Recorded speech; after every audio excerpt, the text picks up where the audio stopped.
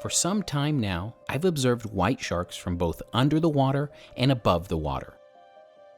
There is one part of the shark that stands as a symbol for many. For some, it is a symbol of imminent danger.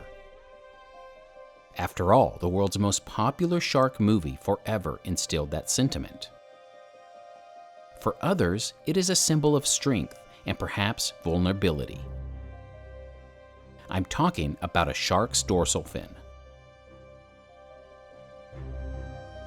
For me, it's a symbol of resilience. Let me show you why. Here is a shark with a collapsed dorsal fin. I'll never forget filming this shark for the first time. I wondered, how in the world does this shark compensate for an obvious disadvantage? From above, it's clear that this shark is moving fine. I also wondered, how could an injury like this happen? For millions of years, sharks have survived in environments that have challenged their existence. Adaptations as subtle as changes in color have helped these creatures survive. And their incredible healing powers are a superpower that has lasted the test of time. Here's another shark I filmed in California. Notice the collapsed dorsal fin. Here's that same shark 6 months earlier. The recovery process is incredible. This shark has a gash nearly splitting its tail, but the shark is moving just fine. Sometimes there are injuries that just can't be explained. Whether this is a natural injury or a man-made injury is a fair debate. What's certain is a shark will likely recover. But will it live to adulthood? Another certainty is the extra challenges bestowed upon sharks by human activity. This shark is wrapped in fishing line. Dragging it inevitably takes a toll on its body. While the fishing hook will eventually dissolve, the scars it leaves behind will last a lifetime. But the shark should be fine. Here's another shark with a line wrapped around its dorsal fin. The weight and drag of the line may likely sever the dorsal fin. This is a shark with a bent pectoral fin. It is a common injury due to gill nets and long lines. And if you've followed this channel for some time, you know I'm constantly looking to find this shark once again. It's been 3 years and counting. The amount of injuries on sharks I'm seeing is astonishing. Look at the gashes on this one. The white marks signify areas of healing. This shark has certainly been through a lot in its young life. The mutilated dorsal fin is just one of many injuries this shark will contend with. The injury to this shark's face was visible 7 months ago. Now it looks like this.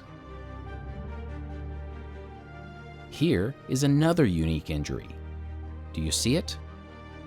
Half of this shark's pectoral fin is missing. These type of injuries are nearly impossible to classify as nature or man-made because sharks live in an environment that often pits one against the other, resulting in injuries that demonstrate that even among their own species, there is a struggle for survival. The injuries on this shark are likely from a larger, more dominant shark. The bite marks are evident. These injuries are from a dominance hierarchy that has occurred long before we were here. They truly are resilient creatures.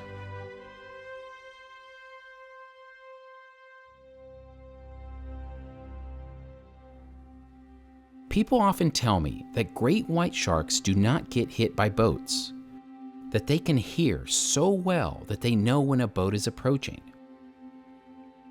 As you can see here, that is just not the case. In this clip, the small inflatable boat plows over the shark. First and foremost, this is by all means an accident and not intentional. The shark is bigger than the inflatable boat, and the reaction is not one that you would expect. The shark returns and becomes curious. The boat also returns to get a closer look at the shark. Footage like this demonstrates that even in the vastness of the ocean, boat strikes do occur. The key point is where. This incident occurred in deeper waters, but most boat strikes I see occur in known shark nurseries. Normally, nurseries are shallow areas inhabited by young white sharks that go there for food and safety. It is here where a boat strike is most likely to occur. Normally, a boat would not be speeding through an area if it were a whale nursery area, but because they are sharks, the same caution is not practiced.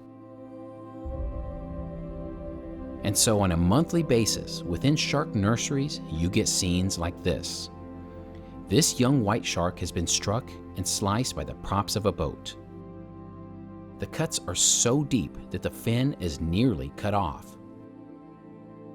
This is a first-hand exhibit of the injuries that occur on sharks in the areas they ironically inhabit to stay safe in the early parts of their life. This injury is obviously survivable for a species that is so resilient. I've been tracking this shark for the last month, monitoring its recovery. On many occasions, it is getting closer to humans than other sharks in the area. In fact, on several occasions, this shark has halted a local surf class because of its proximity to the shore. In my observations, I've noticed a noticeable difference between this shark and other sharks in the area over the course of the month. This makes you wonder if a shark with an injury is more prone to approaching a human. It is a question that may be impossible to answer, but has an interesting premise and should certainly give you something to think about. Over the last month, I've watched this shark's progress. Here it is with other sharks some 50 miles from the first place I found it. In just 2 weeks, the injury seems to be healing remarkably. The healing, marked by the noticeable white color, is absolutely noticeable.